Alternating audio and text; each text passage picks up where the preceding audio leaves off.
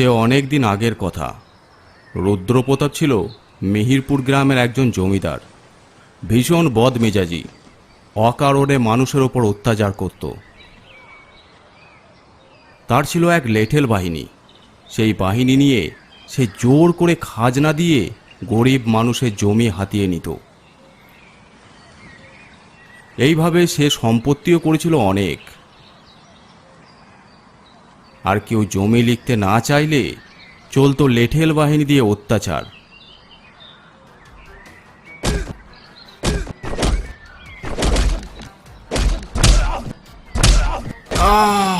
মরে গেলাম, ছেড়ে দেন বাবু, ছেড়ে দেন।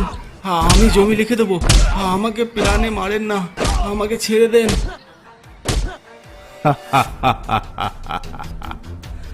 সোজা কথায় কাজ হবে না জানতাম। এই, আর মারিস না, কাগজটায় সই নিয়ে ওকে ছেড়ে দে। তো এই রুদ্রপ্রতাপের ভয়ে গ্রামের সবাই কাঁপত, এমনকি আশেপাশের গ্রামের লোকরাও তাকে ভয় করত। এমনই একদিন পাশের গ্রামে কিছু টাকা আদায় করে একাই বাড়ি ফিরছে। ভেবেছিল বিকেলের মধ্যে বাড়ি ফিরে আসবে, কিন্তু অন্য এক জমিদার বন্ধুর সাথে গল্প করতে করতে সময় কেটে যায়। সে অবশ্য রুদ্রপ্রতাপকে সন্ধ্যের সময় একা বাড়ি যেতে মানা করেছিল, কিন্তু রুদ্রপ্রতাপ বলে, আমার গায়ে হাত দিবে এমন সাহস কারও হয় নাই, সবাই আমাকে ভয় পায়। দুটো গ্রামের মাঝে ছিল বিশাল এক মাঠ। সেই মাঠ দিয়ে এগিয়ে চলেছে রুদ্রপ্রতাপ। সেই সময় ঠ্যাঙাড়েদের বিশাল উপদ্রব ছিল। কিছুটা যাবার পর তাল গাছের আড়াল থেকে দুজন লাঠি নিয়ে রুদ্রপ্রতাপের সামনে দাঁড়িয়ে পড়ে, আর দুজন দাঁড়ায় তার পিছনে। কে রে তোরা? তোদের সাহস তো কম নয়, তোরা রুদ্রপ্রতাপের রাস্তা আগলে দাঁড়াস? কেন রে, তুই কে যে তোর সামনে দাঁড়ানো যাবে না? আমি রুদ্রপ্রতাপ, মিহিরপুরের জমিদার। জমিদার? সালা ভিখারি গরিব মানুষদের জমি দখল করে জমিদার হয়েছে, আবার বড় বড় কথা। মুখ সামলে কথা বলবি। আমি তোদেরকে ভয় পাই না। আমার লেঠেল বাহিনী দিয়ে তোদের সব কটাকে শেষ করে দেবো। তোর লেঠেল বাহিনীকে আমরা ভয় পাই না রে, যা আছে বের কর। পথ ছাড় আমার, এক কানা করিও তোরা পাবি না। সরে যা সামনে থেকে। তবে রে, এই বলে তার মাথায় মারল লাঠির বাড়ি। চারজনাই দুমদাম পিটাতে লাগলো।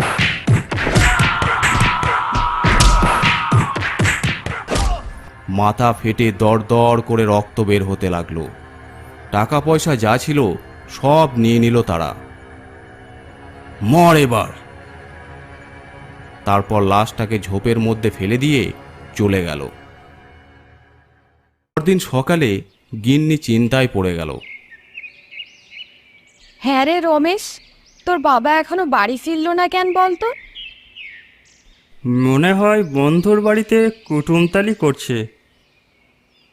এইভাবে বেলা গড়িয়ে দুপুর হয়ে গেল। তখনই একজন ছুটতে ছুটতে এসে বলল, গিন্নিমা, গিন্নিমা, জমিদার বাবুকে কারা যেন মেরে মাঠে ফেলে রেখেছে। গ্রামের লোকেরা ধরাধরি করে লাশ নিয়ে আসছে। শোনা মাত্র গিন্নিমা অজ্ঞান হয়ে পড়ে গেল। রমেশ ছুটে চলে গেল দেখতে। যাই হোক, লাশ বাড়িতে নিয়ে এসে সমস্ত কাজ সম্পূর্ণ করতে করতে বিকাল গড়িয়ে সন্ধে হয়ে গেল। এবার লাশ শ্মশানে নিয়ে যাওয়ার পালা। এদিকে আকাশের অবস্থাও ভালো নয়।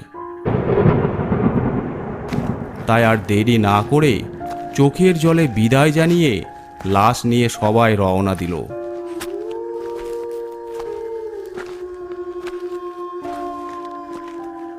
গ্রাম থেকে বেশ কিছুটা দূরে শ্মশান ঘাট। জোনা ৫-৬ ব্যক্তি লাশ নিয়ে এগিয়ে চলেছে।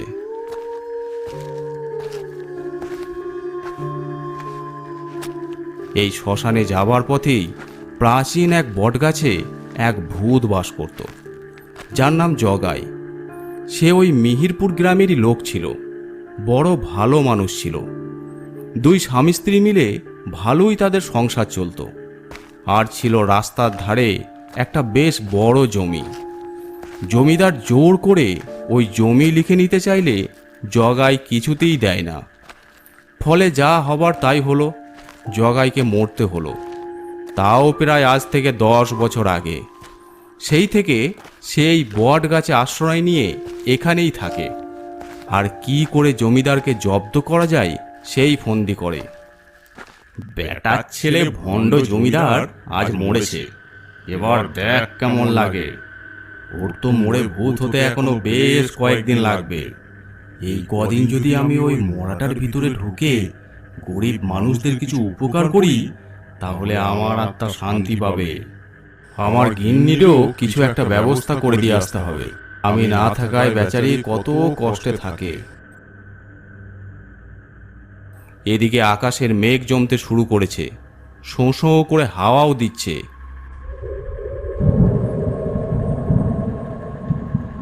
তারা যখন শ্মশানে মরা নিয়ে হাজির হলো,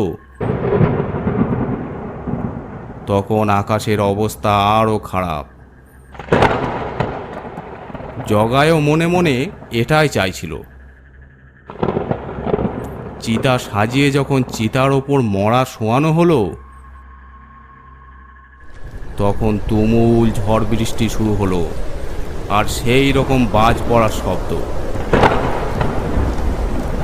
একটা বাজ তাদের সামনে পড়তেই তারা ভয় পেয়ে মরা ফেলে কিছুটা দূরে একটা ছাউনি দেওয়া ঘরে ঢুকে পড়ল। এটাই সুযোগ, এই সুযোগটা কি কাজে লাগাতে হবে। জগাই গিয়ে রুদ্রপ্রতাপের শরীরে প্রবেশ করল।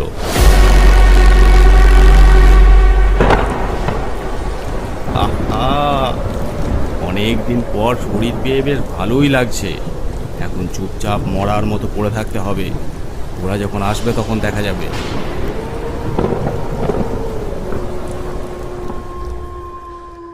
এদিকে অনেক পরে ঝড় বৃষ্টি থামলে সবাই চিতার কাছে এসে হাজির হলো। তখনই জগাই তার পাটা একটু নড়ালো। হ্যাঁ রে রমেশ, তোর বাবার পাটা যেন নড়ে উঠল মনে হলো। কি যা তা বলছো? নড়ে উঠবে কেন? ওই দেখ, হাতটাও তুলছে। হে কি কাণ্ড রে বাবা, শেষে কিনা ভূতের পাল্লায় পড়লাম। ওরে বাবারে, ওরে বাবারে, পালা সবাই, পালা পালা পালা, ওরে বাবারে। হঠাৎ জগাই চিতার ওপর উঠে বসলো। এই দেখে সবাই ওরে বাবারে করতে করতে ছুটতে শুরু করেছে। আরে পালাচ্ছিস কোথায়? আমি বেঁচে আছি রে, আমাকে বাড়ি নিয়ে চল। দাঁড়াও দাঁড়াও, বাবা কি বলছে শোনো। রমেশ বাপ আমার, আমি মরি নাই রে, আমাকে বাড়ি নিয়ে চল। সবাই আবার ছুটে আসে। কিন্তু বাবা, তুমি বেঁচে উঠলে কি করে? তুমি তো মারা গেছিলে। আমি তো মরি নাই, হয়তো দমটা আটকে ছিল। বৃষ্টির জল শরীরের ওপর পড়তেই আবার জ্ঞান ফিরে আসে। তোর বাবা বেঁচে আছে রে, আমি মরি নাই, আমাকে বাড়ি নিয়ে চল। সত্যি বাবা, তুমি বেঁচে আছো? আমি তো বিশ্বাসই করতে পারছি না। হ্যাঁ রে বেটা, আমি বেঁচে আছি, আমাকে বাড়ি নিয়ে চল, শরীর বড্ড ক্লান্ত। হ্যাঁ বাবা, এই চলো, খাটে করে বাবাকে নিয়ে চলো বাড়ি। তারপর সবাই মিলে আবার খাটে করে জগাইকে নিয়ে বাড়ির দিকে রওনা দিল। কেউ বুঝতে পারল না জমিদারের ভিতর জগাই ঢুকে আছে।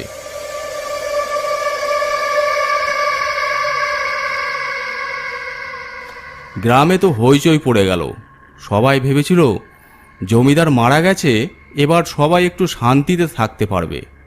কিন্তু জমিদার আবার ফিরে আসতেই তাদের মন বেদনায় ভরে উঠল। যাই হোক, জগাই এসে জমিদারি বিছানায় শুয়ে এক ঘুমে পরদিন দুপুরে উঠল। কি গো, তুমি তো খুব ঘুমিয়ে নিলে। তা ঘুমাবো না? কতদিন এমন নরম বিছানা পাই নাই। মানে? না মানে শরীরের ওপর দিয়ে কত ধকল গেছে বলো তো। হ্যাঁ তা তো বটেই। চলো স্নান করে খেয়ে নিবে। তারপর স্নান করে খেতে বসলো। এত সব খাবারের আয়োজন দেখে জগাইয়ের তো জিভে জল চলে এলো। এত খাবার সে বেঁচে থাকতে কোনোদিন খায়নি। এক এক করে সব পাত খালি করে দিল জগাই।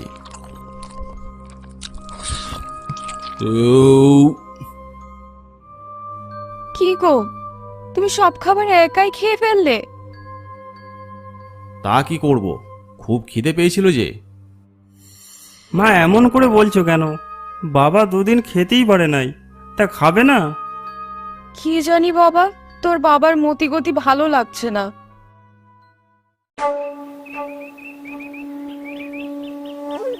শোন বাবা রমেশ, তোর বাবা অনেক অত্যাচার করেছে এতদিন, তাই ভাবছি কিছু ভালো কাজ করে যাব। এই লিস্টে গ্রামের বেশ কিছু গরিব চাষির নাম আছে। এদেরকে কাল সকালে ঘরের সামনে আসতে বল।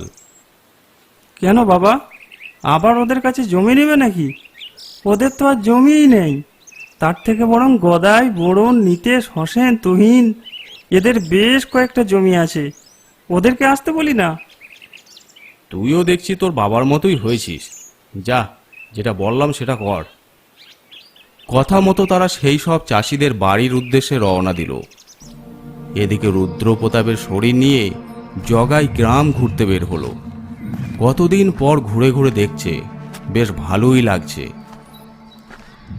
হাঁটতে হাঁটতে গ্রামের শেষে একটা পুকুর পাড়ে এসে দাঁড়ালো।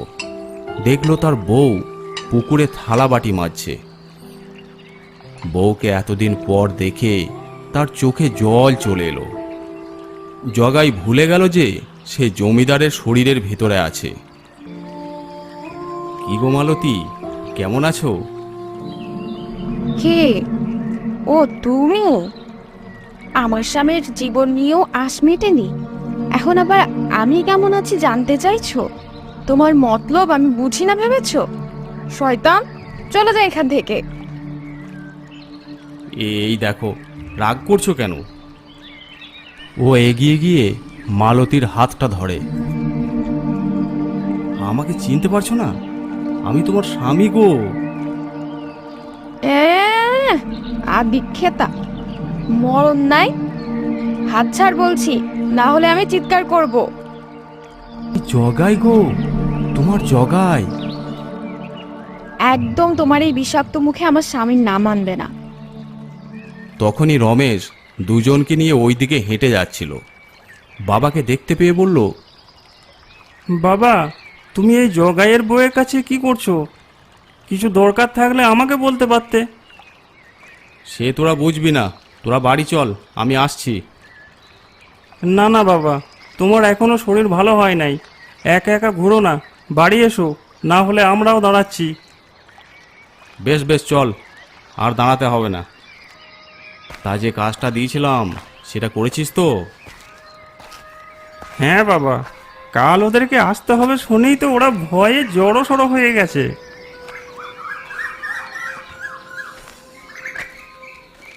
পরদিন সকাল। ঘরের সামনে চেয়ারে বসে আছে জগাই, সামনে টেবিলে লাট করা জমির দলিল। তাহলে তোমরা সবাই এসে গেছো। তোমাদের ওপর আমি অনেক অত্যাচার করেছি, এখন সময় হয়েছে কিছু ভালো কাজ করে যাওয়ার। তাই আমি ঠিক করেছি, তোমাদের কাছে যেসব জমি আমি জোর করে ছিনিয়ে নিয়েছি সেগুলো সব তোমাদেরকে ফেরত দেবো। উপস্থিত সবাই এই কথা শুনে অবাক হয়ে যায়। সব থেকে বেশি অবাক হয় রমেশ আর তার মা। মা, বাবা এসব কি বলছে? জমি ফেরত দিয়ে দিবে? তাহলে তো আমাদের অনেক জমি কমে যাবে। আমারও তোর বাবাকে সন্দেহ হয়। শ্মশান থেকে ফিরে আসার পর থেকে ওর মতিগতি পাল্টে গেছে। তোমরা সবাই এক এক করে এসে নিজেদের জমির দলিল নিয়ে চলে যাও। গ্রামের গরিব কৃষকরা এক এক করে দলিল নিয়ে বাড়ির পথে রওনা দিল। সবাই চলে যেতে রমেশ বলল, বাবা, এসব কি করলে? সব জমি ফিরিয়ে দিলে? হ্যাঁ রে, এ জমি কোনো দিনই আমার ছিল না। এ একটু বাড়াবাড়ি হয়ে যাচ্ছে না? কিছুই বাড়াবাড়ি হয় নাই, এখনো অনেক কিছু বাকি আছে। ভালো কাজ না করলে পরপারে যে শান্তি পাবো না। রমেশ রাগে গটগট করতে করতে ঘরের ভেতর চলে যায়। রাত তখন 1টা, গ্রাম শুনশান, সবাই গভীর ঘুমে তলিয়ে আছে। জগাই তার নিজের দলিলটা নিয়ে হাঁটতে আরম্ভ করলো। এক সময় হাঁটতে হাঁটতে গ্রামের শেষে তার বউ মালতীর বাড়িতে উপস্থিত হলো। দরজা ঠকঠক করতে লাগলো।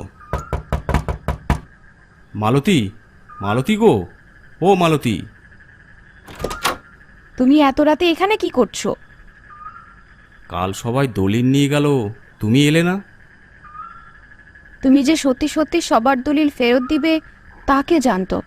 বেশ, দলিলটা দাও, দিয়ে চলে যাও। তা তোমার এত ভালো বুদ্ধি হলো কবে থেকে? তোমাকে সবটা খুলে বলি, শুনো। তারপর যা যা হয়েছে সব জগাই তার বউকে খুলে বলল। তার বউ তো শুনে অবাক। সত্যি গো, তুমি আমার স্বামী? আমার তো বিশ্বাসই হচ্ছে না। শোনো, এই ব্যাগে অনেকগুলো টাকা আছে, এগুলো সাবধানে রেখে দিও, প্রয়োজন মতো খরচ করবে। তোমার বাকি জীবনটা খুব ভালোভাবে কেটে যাবে। আমি এখন আসি, না হলে ওদের সন্দেহ হবে। আমাকে ছেড়ে তুমি আর যেও না। এরপর সে বাড়ি চলে যায়।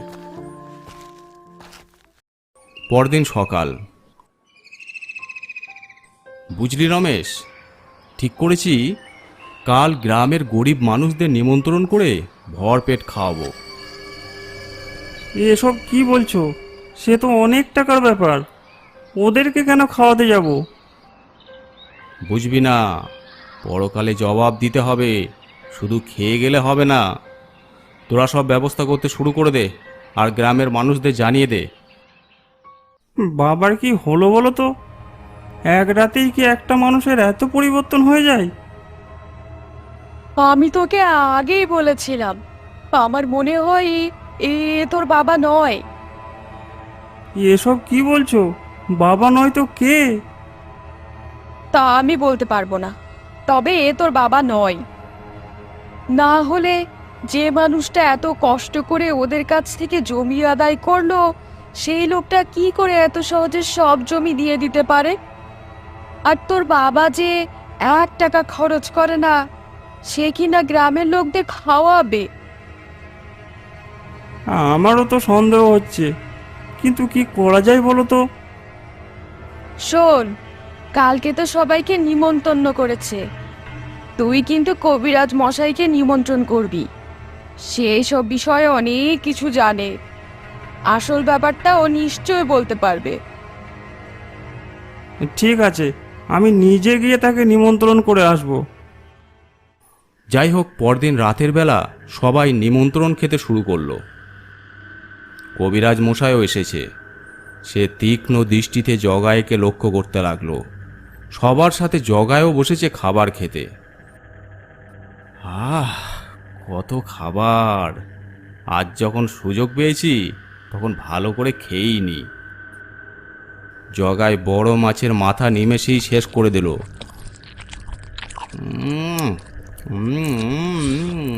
আহা!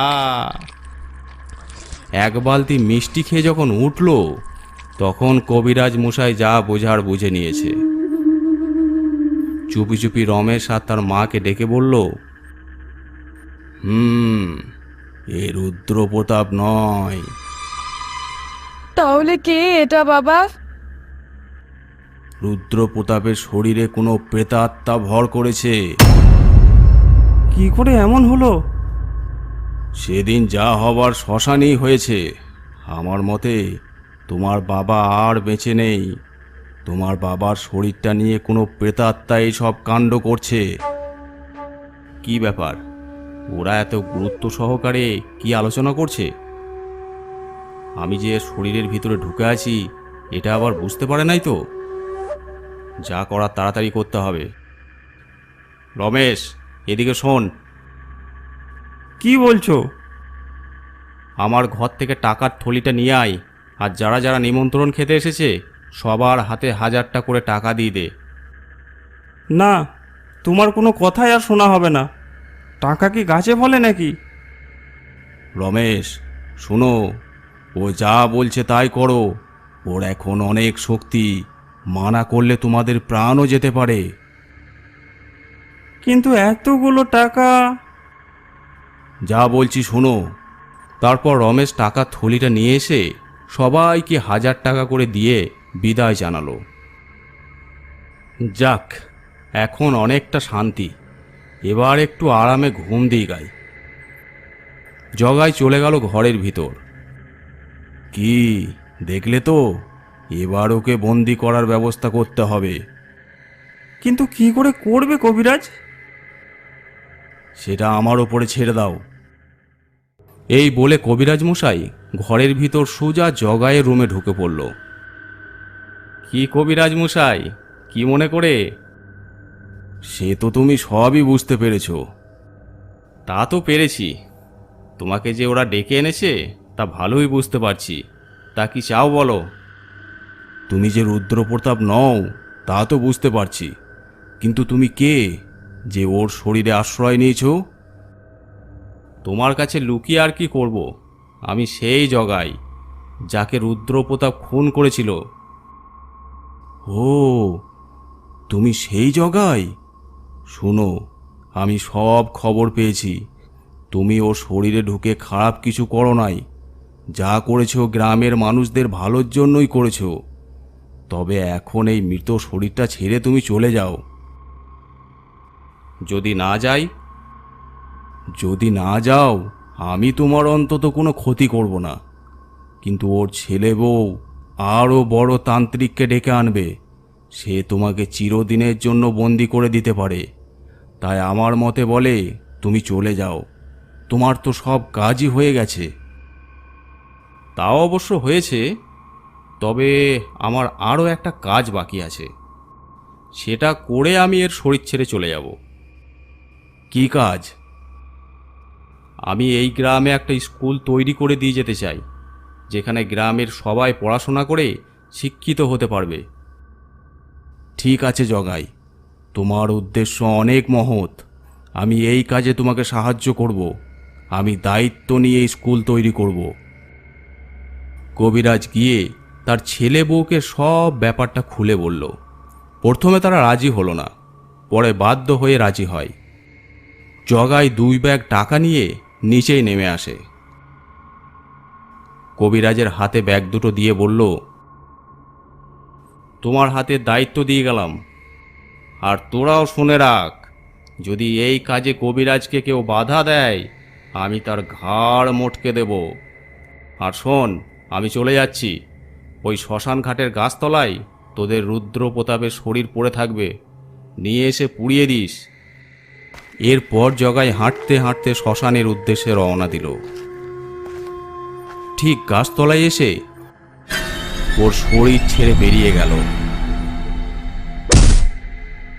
পড়ে রইল রুদ্রপ্রতাপের নিথর দেহ। পরদিন গ্রামে জগাইয়ের ব্যাপারে সবাই জেনে গেল। সবাই জগাইয়ের জয় জয় করতে লাগলো। কবিরাজ মশাইও জগাইয়ের কথা রেখেছে। গ্রামে একটা সুন্দর বিদ্যালয় তৈরি করেছে। জগাইয়ের এই কাজ এখন গ্রামে বীরত্বের পরিচয় দেয়।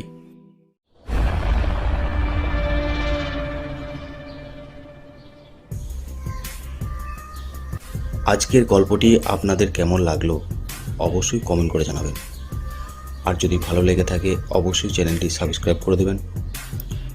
আর আপনারা যারা গল্প পাঠাতে চান আমাদের ফেসবুক পেজে ইনবক্স করে পাঠাতে পারেন, অথবা আমাদেরকে মেল করতে পারেন। এছাড়াও আমাদের ইনস্টাগ্রাম আইডি আছে, আপনারা ফলো করে নিতে পারেন। সব কিছুর লিঙ্ক ডিসক্রিপশন বক্সে দেওয়া আছে।